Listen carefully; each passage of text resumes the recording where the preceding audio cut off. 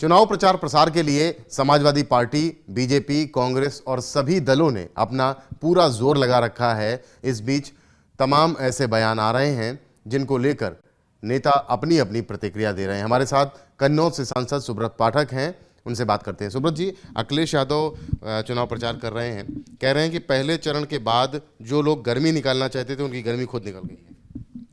देखो, अखिलेश जी 2014 का चुनाव देख चुके हैं, 2017 का चुनाव देख चुके हैं, 19 का चुनाव देख चुके हैं और 14 की हार के बाद वो इस कदर घबराए हुए हैं कि उन्होंने 17 में कांग्रेस के साथ में गठबंधन किया, उसका नतीजा सिफर रहा।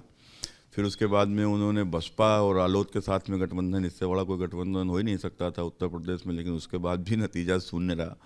और इस चुनाव में भी अखिलेश जी जब 10 तारीख आएगी तो आप देख लीजिएगा, वो एक बार फिर से ईवीएम के ऊपर आरोप लगाएंगे, इसके सिवा कोई रास्ता नहीं होगा। आप कह रहे हैं वो ईवीएम पर आरोप लगाएंगे और वो कह रहे हैं कि पूरे प्रदेश से भारतीय जनता पार्टी साफ हो जाएगी।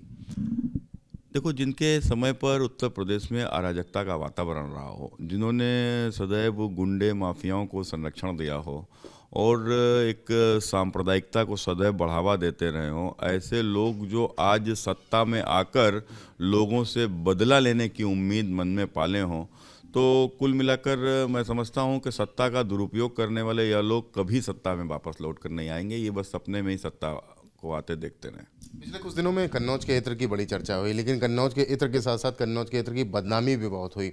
प्रधानमंत्री भी आए, उन्होंने कहा कि परिवारवादियों ने कन्नौज के इत्र को बदनाम कर दिया है। देखिए, निश्चित रूप से जो जिस तरीके से अखिलेश जी जब मुख्यमंत्री थे तो यहाँ से अपने कुछ लोगों को फ्रांस लेकर गए थे और वहाँ फ्रांस लेकर जाने उनका एक केवल घूमने के लिए था, उसमें कन्नौज से क्या मतलब था।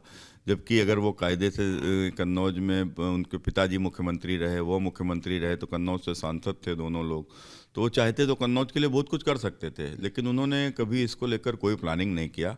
और जब वो फ्रांस गए भी थे तो फ्रांस गए थे तो क्या यहाँ कर जो FFDC है, CMAP है, जो संस्था कहीं ना कहीं फ्रेगरेंस से जुड़ी हुई है, तो क्या इनमें से किसी एक वैज्ञानिक को ले गए थे? नहीं। क्यों? क्योंकि वो केवल घूमने गए थे, अपने साथ में अपने इत्र वाले मित्र को ले गए थे। तो ये सब लोग कन्नौज के लोग जानते हैं उन्होंने किसके लिए क्या किया। कन्नौज के लिए तो कुछ किया नहीं, ना कन्नौज के इत्र वालों के लिए कुछ किया। हाँ, अपने इत्र वाले मित्र के लिए जरूर कुछ किया, तो वो भी सबको उनका MLC भी बना दिया, सब लोगों ने देखा। तो अपने अच्छे अच्छे कार्यकर्ताओं को, ज़मीन पर रहने वाले काम करने वाले लोगों को छोड़ दिया और उनको MLC बना दिया। तो कुल मिलाकर लोग इन सब चीज़ों को समझते हैं और सब अच्छे से जानते हैं कि अखिलेश जी ने किसके लिए क्या किया है। कल दूसरे चरण का मतदान होने जा रहा है। कहा जा रहा है कि पहले चरण में जो विपक्षी हैं आपके, वो दावा कर रहे हैं कि पहले चरण में ही आपकी हवा निकाल दी उन लोगों ने। क्या उम्मीद लगा करके बैठे हुए हैं कि आप लोग अभी भी 300 पार का नारा दे रहे हैं?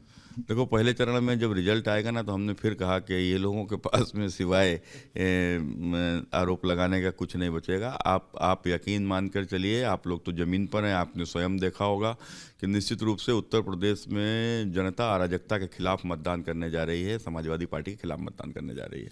कन्नौज के सांसद सुब्रत पाठक कहते हुए कि उत्तर प्रदेश की जनता अराजकता और गुंडागर्दी के खिलाफ मतदान करेगी और पूरी तरह से आश्वस्त हैं कि उत्तर प्रदेश के चुनाव जब संपन्न होंगे, उनका रिजल्ट आएगा तो भारतीय जनता पार्टी एक बार फिर से सरकार बनाएगी।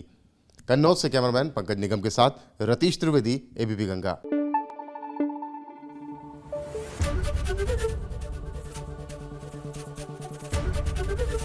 ABP गंगा, खबर आपकी, जुबान आपकी।